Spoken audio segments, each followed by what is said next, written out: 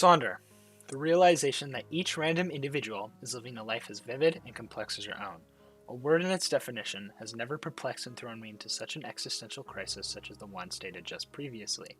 I think Sonder is a beautiful term, as it is innately humbling and recenters the human ego, delivering a new perspective on how you view your fellow human beings. Originally, I was going to make a mini documentary series around Lake Howichan and Duncan. Armed with a camera and myself, I would show the students of LCS the beauty of Sonder. This documentary would mainly include just talking to random people about everyday topics of life, from trivia to deep, hoping to get a mixture of comparatively mundane conversations to one discussing philosophy and the meaning of life. Again, showing that each individual has a unique daily routine and perspective on life, showing how complex each of us truly are and how you can connect and make bonds with a complete stranger.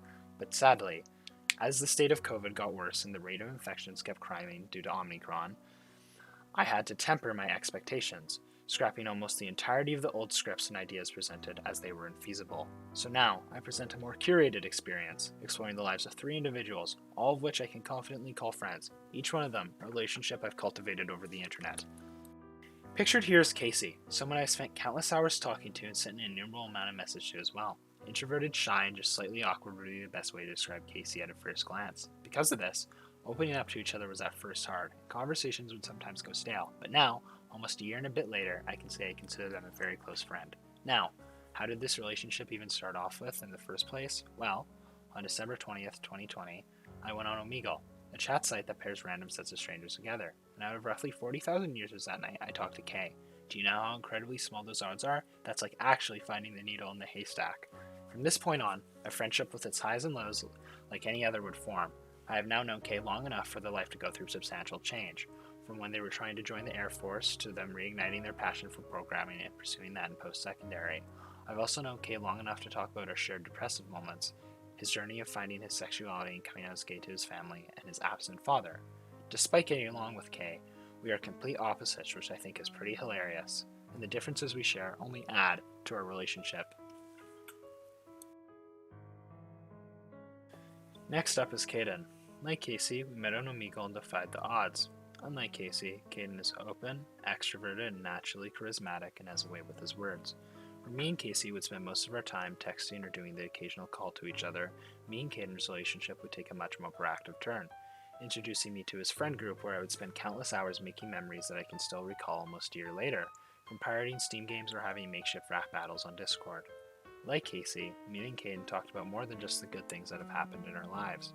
From the death of my grandmother, my dad's side of the family who we don't talk to anymore, to Caden's absent father who opted out of raising his child the moment the pregnancy was confirmed. Our shared depressive episodes where we've talked about the regret that's filled our life, and the times where the only prevalent emotion we felt would be described as melancholy.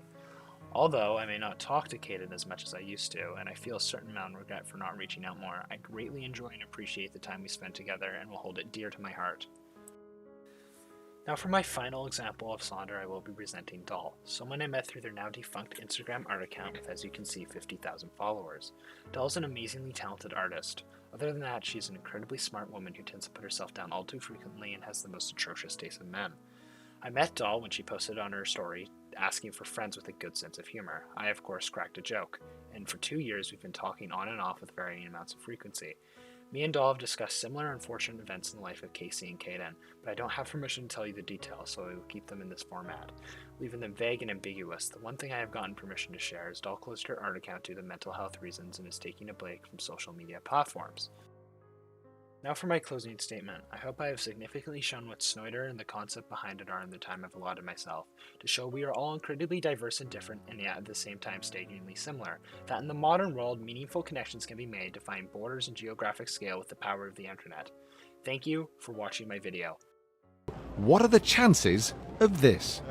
I'm just wondering whether you remember the Derby match in 1967 at Goodison, FA Cup, 5th round, and it was shown on a big screen at Anfield at the That's same right. time. Do you remember it? Yeah, I do. I played in it. Did you? I was goalkeeper for Liverpool. Really? Yeah. Oh, well, that's a stroke of luck, me meeting nice. you. Yeah. Sorry, can you remind me of your name? Tommy Lawrence. Tommy, nice to meet you. What do you remember about it? It was a great game, yes. Alan Ball scored the winner. You did indeed. Yeah, I did. Yeah.